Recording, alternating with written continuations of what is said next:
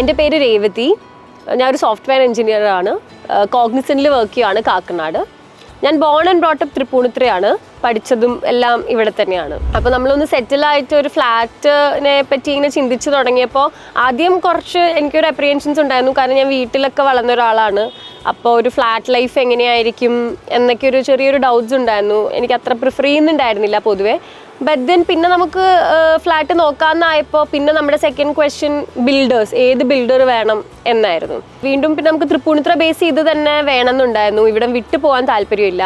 പിന്നെ നമ്മൾ ബിൽഡേഴ്സിനെ പറ്റി കുറേ അന്വേഷിച്ചപ്പോൾ നമുക്കൊരു കുറച്ചും കൂടെ സംസാരിക്കാൻ പറ്റുന്നതും കുറച്ച് കണക്ട് ചെയ്യാൻ പറ്റുന്നതും അങ്ങനെ ഒരു ബിൽഡേഴ്സിനാണ് നമ്മൾ നോക്കിയത്.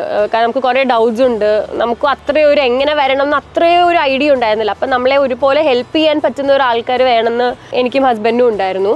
അങ്ങനെ നമ്മൾ അന്വേഷിച്ച് വന്നപ്പോഴാണ് സിദ്ധി ഹോമിൻ്റെ സജഷൻ വന്നേ.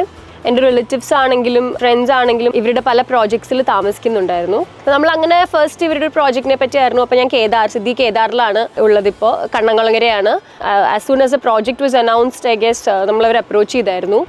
വളരെ നല്ല ഒരു ഡീലിങ്സ് ആയിരുന്നു. അവിടെ ഓഫീസിലുള്ളവരാണെങ്കിലും പില്ലേഴ്സ് ബിഹൈൻഡ് സിദ്ധി ഹോംസ് ആണെങ്കിലും എല്ലാവരും ഭയങ്കര ഡീറ്റെയിൽഡ് ആയിട്ടാണ് നമുക്ക് കാര്യങ്ങളെല്ലാം പറഞ്ഞു തന്നത്. മോറോവർ ഭയങ്കര ഒരു ഹോംലി അറ്റ്മോസ്ഫിയർ ആയിരുന്നു. നമുക്കൊരു വരുമ്പോൾ ഒരു വലിയൊരു ബിൽഡേഴ്സിൻ്റെ അടുത്ത് സംസാരിക്കുന്ന ഒരു ഭയങ്കര ഒരു കാഷ്വൽ അപ്രോച്ച് അല്ലായിരുന്നു.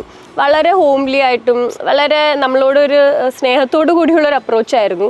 എനിക്കും ഈ ഫ്ലാറ്റ് എടുക്കുന്ന സമയത്ത് വലിയ ഐഡിയ ഇല്ലായിരുന്നു. ആസിന് എങ്ങനെ വരണം എനിക്ക് മനസ്സിലാവുന്നില്ലായിരുന്നു. അപ്പം അങ്ങനത്തെ കാര്യത്തിൽ എനിക്ക് ഇങ്ങോട്ടേക്ക് കുറേ ഇൻപുട്സ് തന്നു. ഇൻറ്റീരിയേഴ്സിൻ്റെ സൈഡിലാണെങ്കിലും ഇപ്പോൾ എങ്ങനെ വരണം, ഇപ്പോൾ റൂമിൽ എത്ര വേണം, സ്പേസിൻ്റെ സൈഡിലാണെങ്കിലും അങ്ങനത്തെ പല കാര്യത്തിലും എന്നെ ഇങ്ങോട്ട് കുറേ ഇൻപുട്സ് തന്ന് ഹെൽപ്പ് ചെയ്തൊരു ബിൽഡേഴ്സാണ്. പിന്നെ താമസിച്ചു തുടങ്ങിയപ്പോഴാണെങ്കിലും ആസ് ഇൻ ഫ്ലാറ്റ് ലൈഫിൽ ഇപ്പോൾ എനിക്കൊരു മോളുണ്ട്. അപ്പോൾ ഭയങ്കരമായിട്ട് എൻജോയ് ചെയ്യുന്നുണ്ട്. ഇവരും ഒരു ഫാമിലീസാണ്. അപ്പോൾ പിള്ളേർക്കാണെങ്കിലും നല്ലൊരു അറ്റ്മോസ്ഫിയറാണ്. കളിക്കാൻ ഇഷ്ടംപോലെ ആൾക്കാരുണ്ടാവും. നമുക്കാണെങ്കിലും ചുറ്റുമുള്ളവരൊക്കെ വളരെ പോസിറ്റീവാണ്. ഒരു പോസിറ്റീവ് അറ്റ്മോസ്ഫിയറാണ് മൊത്തത്തിൽ ഈ ഒരു അപ്പാർട്ട്മെൻറ്റിലുള്ളത്. ഒരു ഫ്ലാറ്റ് വരാനുള്ള ഒരു ടൈം ഉണ്ടല്ലോ. അപ്പോൾ നമുക്ക് കറക്റ്റായിട്ട് തന്നെ ഓരോ സ്റ്റേജിലും സ്റ്റാർട്ടിങ് തൊട്ട് കറക്റ്റായിട്ട് ഇമെയിൽ അപ്ഡേറ്റ്സ് കിട്ടുമായിരുന്നു. നമ്മളെ കോൺടാക്ട് ചെയ്ത് പറയുമായിരുന്നു ഇത്രയായി.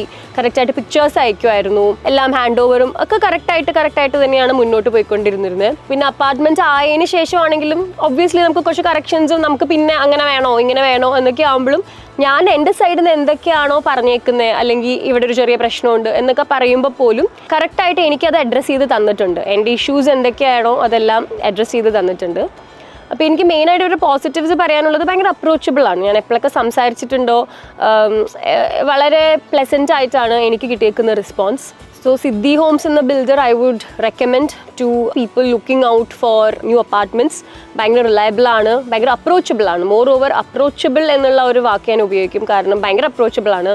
നമുക്ക് എന്തെങ്കിലും സജഷൻസ് ആണെങ്കിലും നമ്മുടെ ഡൗട്ട്സ് ആണെങ്കിലും എന്ത് അപ്രിഹെൻഷൻസ് ആണെങ്കിലും വളരെ ഓപ്പൺ ആയിട്ട് നമുക്ക് സംസാരിക്കാം. വളരെ പോസിറ്റീവായിട്ട് ഡീൽ ചെയ്യുന്ന ഒരു ബിൽഡറാണ്.